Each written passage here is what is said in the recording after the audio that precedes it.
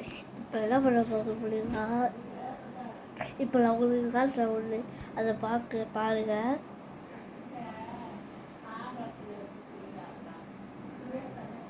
இப்படி ராஜா பகுல் பண்ணியிருக்காங்க. அப்படியே ராஜா பகுல்.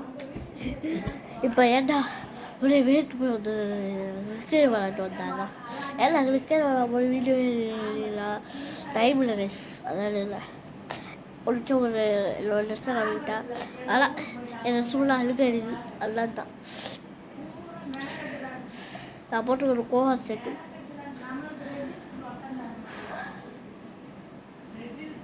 ஃப்ளாஷ்பேக் போகலாமா? வர பாருங்க.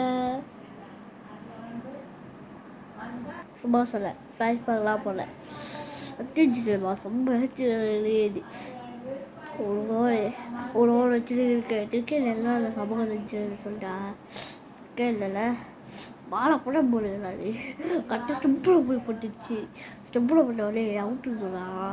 டிப்புடா அப்படின்னு சொல்லி இருக்காரு. டிப்புடா ஸ்டெம்பில் போட்டுச்சு. ஒத்துக்க முடியாது.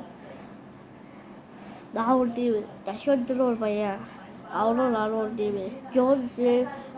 ஜோன்ஸு தெரியும். ஜோன்ஸ் வருவாளே பென்னின் ஃபார் தமிழ் ஒரு சேனல் இருக்கும்ல, அதில் போய் பென் இன்ஃபார் தமிழ் அப்படின்னு சர்ச் பண்ணி பார்த்தீங்கன்னா ஒரு சேனல் வரும். அந்த சேனல் கூட போய் பார்த்தீங்கன்னா ஜோன்ஸ் அப்படின்னு ஒருத்தன் கருப்பாக இருப்பான். அவனை போய் பார்த்தீங்கன்னா அவன் பேர் ஜோன்ஸ். இப்போ நான் சொல்கிறேன் ஓகேவா? அப்புறம் ஜித்துன்னு ஒருத்தன் வருவான், ஜோன்ஸோட பெரியவன் ஓகேவா? அப்புறம் அக்ஷன்னு ஒருத்தன் வருவான், அவன் மீடியம் சைஸ் 8th படிக்கிறாங்க அவங்க ஓகேவா?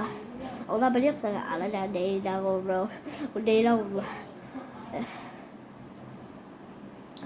அந்த வீட்டில் பூஜை எல்லாம் தான் இதுவாக இருக்குது.